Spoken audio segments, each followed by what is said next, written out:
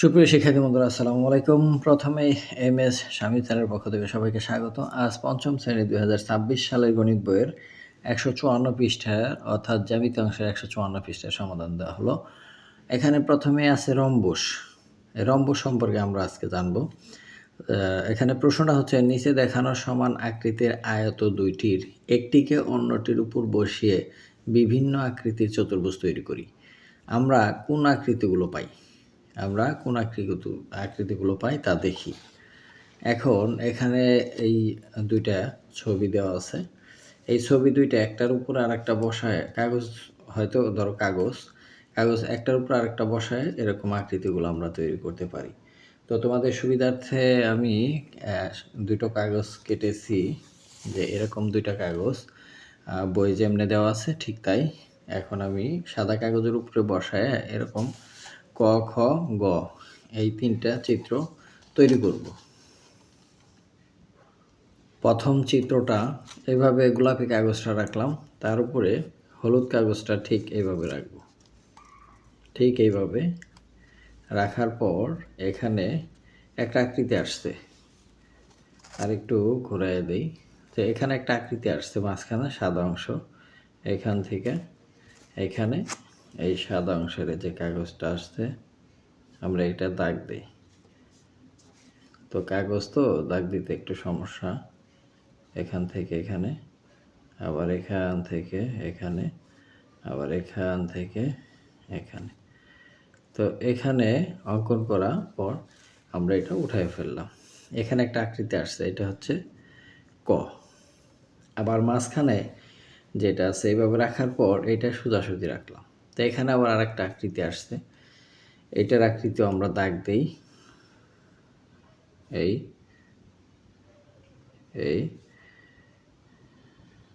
এই এই এটা সরালাম, এটা একটা আকৃতি আসলো, এটা খ। আর একটা আকৃতি আসবে, আমরা এখানে কাগজ রাখার পর কাগজটা এইভাবে রাখলাম, এভাবে ঘুরায় রাখলাম। তো ঘুরায় রাখানোর পর এখানে একটা আকৃতি আসছে, তো এটা আমরা দাগ দেই। এই এই আবার এখানে বসে এইদিকে, এখানে বসে এইদিকে কাগজটা সরালাম। এবার এটা গ নম্বর। এই তিনটা ছবি আমরা পাই, ক, খ, গ। তো তিনটার মধ্যেই দেখতে পাচ্ছি যে এই প্রত্যেকটা বাহু কিন্তু সমান এবং সমান্তরাল। আবার এই প্রত্যেকটা বাহু সমান এবং সমান্তরাল, প্রত্যেকটা বাহু সমান এবং সমান্তরাল। তো এখন দেখি বইতে কি লেখছে। যে বইতে লেখছে যে বাহুগুলোর দৈর্ঘ্য পরিমাপ করি। তো এই বাহুগুলো যে হয়েছে আমাদের এখানে, এই বাহুগুলোর দৈর্ঘ্য পরিমাপ করি আমরা স্কেল দিয়ে। এই দৈর্ঘ্যটা পরিমাপ করি। এর দৈর্ঘ্য হচ্ছে প্রথমটা 2 সেন্টিমিটার, একটু কম। দেখো 2 সেন্টিমিটার অর্থাৎ প্রায় 2 সেন্টিমিটার, একটু না, এখান থেকে 2.5, এই যে 2.5 এরকম 2.4 সেন্টিমিটার হয়েছে এটার দৈর্ঘ্য। তো এটার দৈর্ঘ্য কত হয়েছে? 2.4ই হবে, কারণ একই মাপের। এটাও 2.4 সেন্টিমিটার, এটাও 2.4 সেন্টিমিটার, আবার এটাও 2.4 সেন্টিমিটার।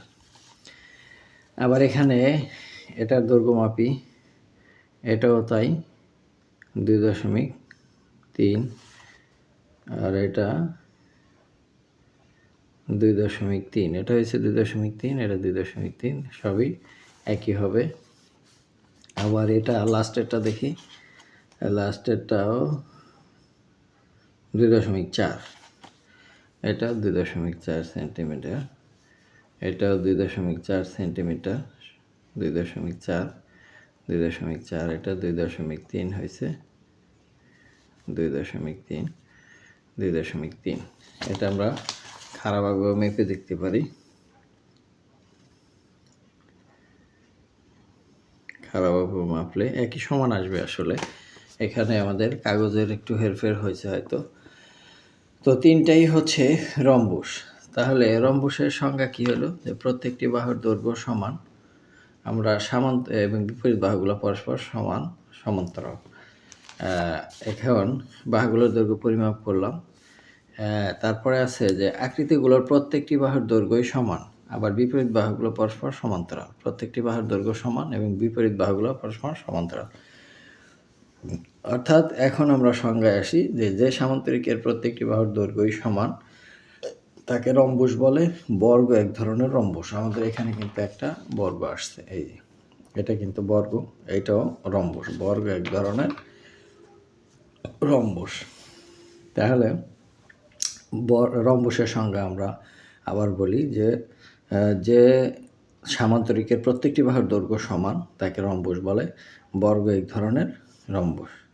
আমরা জানি সেই সকল সামান্তরিকই ট্রাপিজিয়াম, তাই রম্বুসও একটি ট্রাপিজিয়াম। এটা একটা গুরুত্বপূর্ণ প্রশ্ন আমাদের বৃত্তি পরীক্ষার জন্য। এটা আসলে খুব ইম্পর্টেন্ট, কারণ বৃত্তি পরীক্ষায় এরকম প্রশ্নই আসে যে আমরা জেনেছি সকল সামান্তরিকই ট্রাপিজিয়াম, তাই রম্বুসও ট্রাপিজিয়াম। রম্বুসও ট্রাপিজিয়াম। তো সেক্ষেত্রে বন্ধুরা আজ এ পর্যন্তই। দেখা হবে পরবর্তী পৃষ্ঠার ভিডিও নিয়ে। সে পর্যন্ত সবাই সুস্থ থাকবে। ধন্যবাদ সবাইকে।